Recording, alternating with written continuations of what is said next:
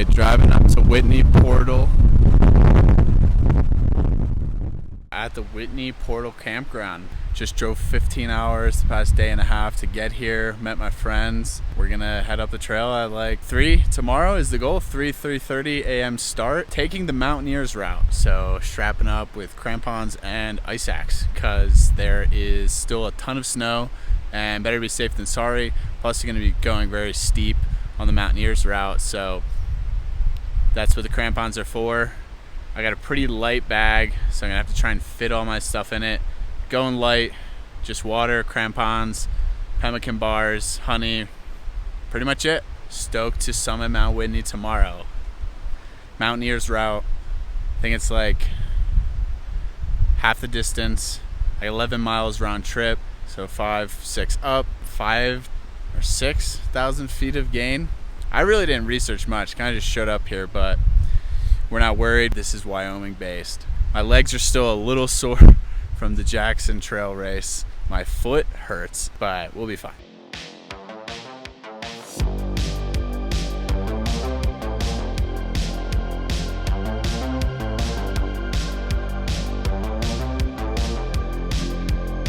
Got the Forerunner set up with the air mattress. Brought my organic cotton sheets. Got the Nemo sleeping bag. I am ready to pass out. Nice roaring water in the background. It's gonna be a good sleep. 3 a.m. start. 4 a.m. start. Woo! Just crossed this roaring thing. Got a little scrambly here. First breakfast. Pemmican. First glow.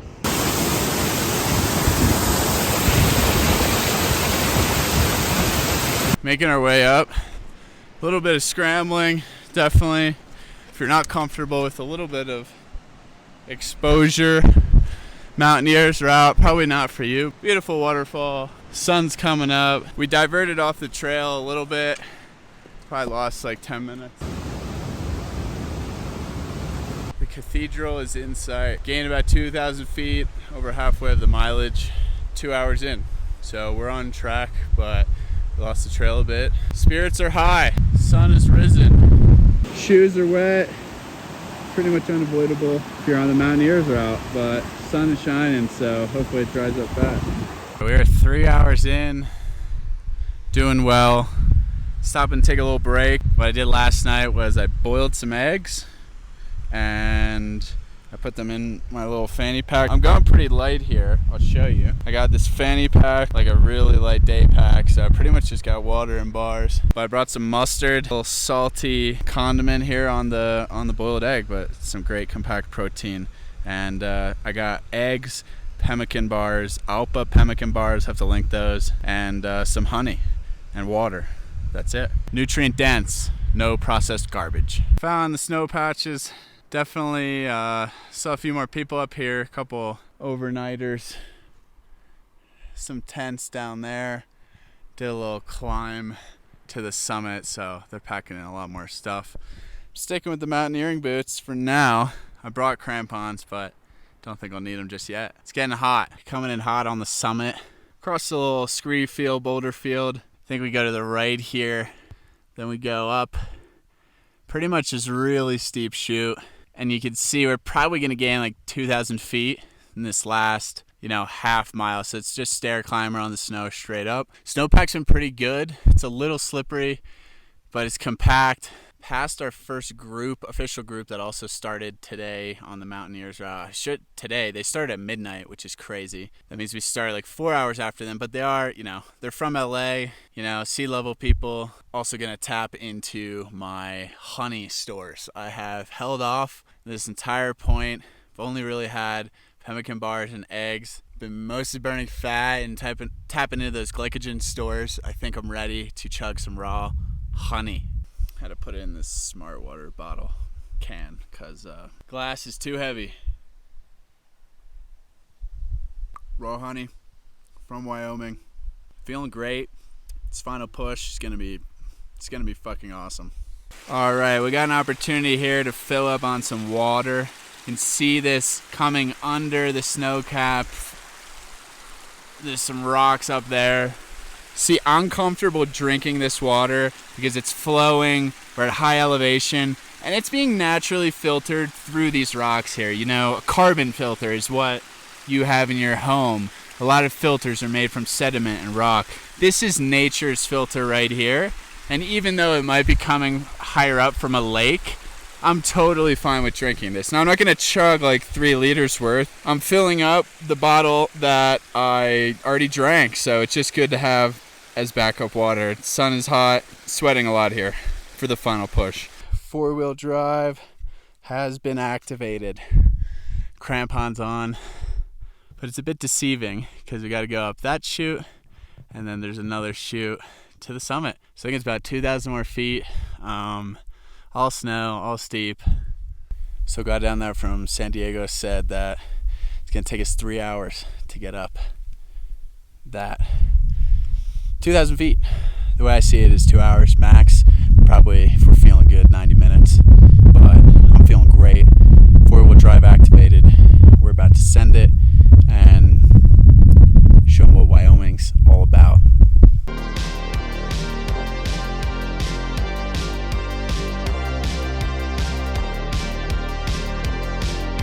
So we got up the first snowshoe successfully. Now there's a little rock field. I got the crampons on. I might take them off. I think there's gonna be one more snowshoe to the summit. It took about an hour and 10 minutes to get up. So probably gained 1,000 feet, I don't know. On pace, feeling the elevation a little bit. The sun is getting pretty brutal here. It's like 10:30, not too much longer to go to the summit. Just a little rock field. Then one more snowshoe, I believe. Gonna take the crampons off. Made it up the rock field. Very washed out, very loose. Not so much fun. Taking the crampons off is definitely necessary, but final push up here. Looks like a combination of snow and rock, so I don't know. Looks scrambly at first, so yeah. Might hold off on the crampons and then just push it to the summit. Shouldn't take hopefully more than 30 minutes, but there is a snow field up there that's pretty steep. Got the crampons back on. Got a final push uphill. Waited out for my friends, they're all good. It's hot. I actually just put sunscreen on for the first time all summer because I'm at 14,000 feet.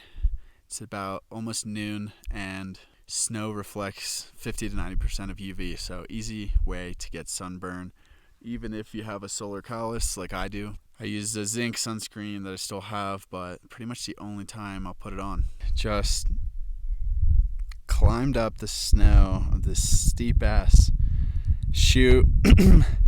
Friends took the smart path of the scramble, but it was a good experience. Digging in the feet, setting track, and we're pretty much at the summit. Little huts right up there. Made to the summit. Pretty nice up here.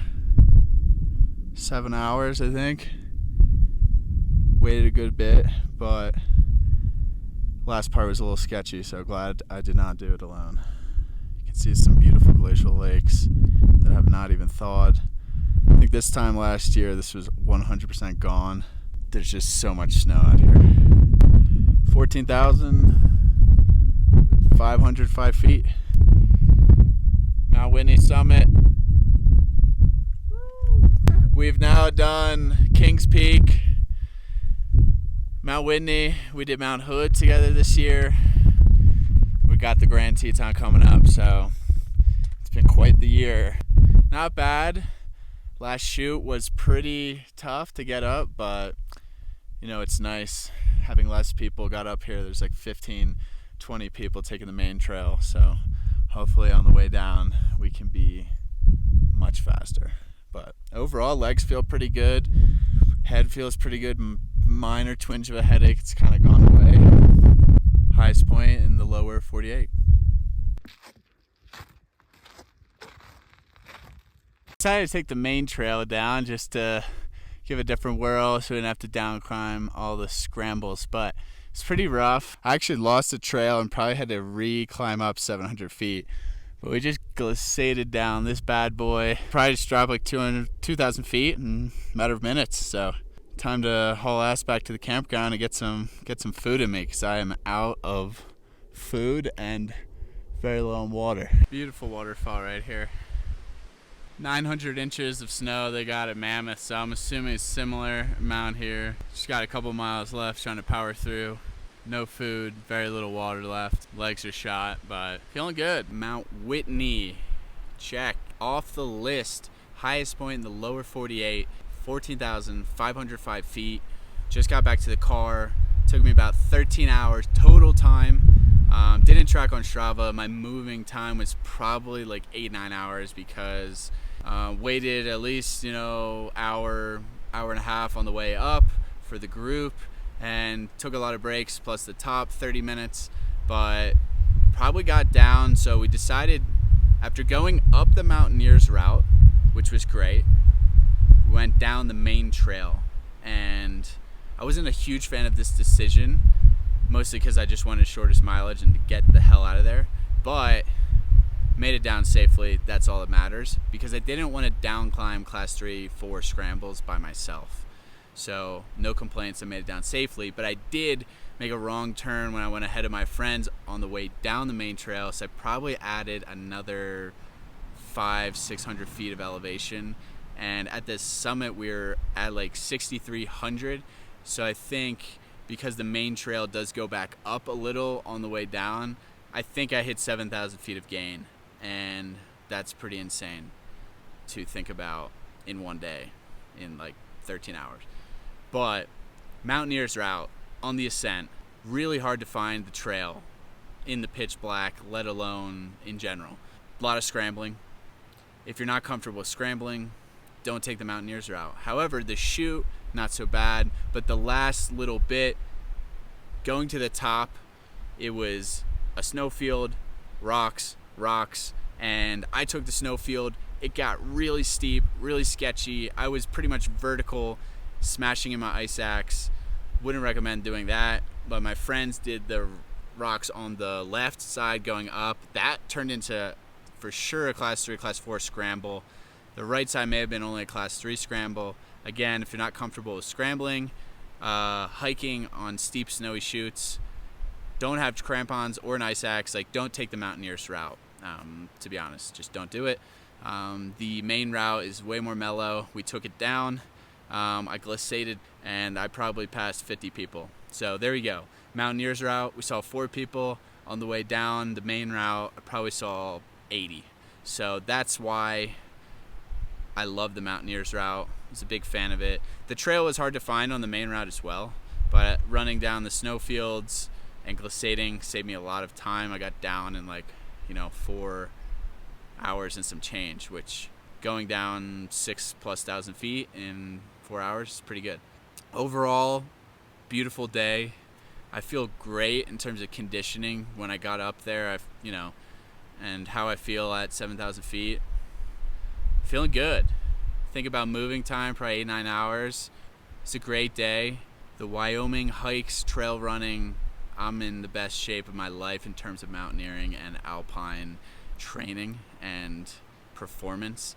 My food, last comment on the food, I ran out of food. I really only had 5 pemmican bars, which are like 330 calories each, so it's like 1,600 calories. Had 5 eggs, which are not that high in calories, probably a few hundred calories, and I had maybe 8 to 12 ounces of raw honey, but it got me through. Saved the honey until the steep stuff, the steep chutes, and I'm about to go hard on some burgers, some elk burgers right now, and take a cold dip in the river. So California, I don't really like you. The Sierras, you're great, beautiful, absolutely stunning mountain range. Would recommend if you're in the area, or you could just move out of California. But no, the Sierras are beautiful. Unfortunately, this drive out here was pretty terrible through desolate Nevada, but we bagged another peak. That's what we came for. That's what we do. And we made great time, and now we get to recover, replenish with some high quality nutrition. Got a little sunburn, It'll probably be tan tomorrow, hopefully, but when you're at 14,000 feet on snow, that's what happens. Another beautiful day in nature. Life is splendid. Don't take it for granted. Seize your weekends, seize your opportunities, and always stay sovereign.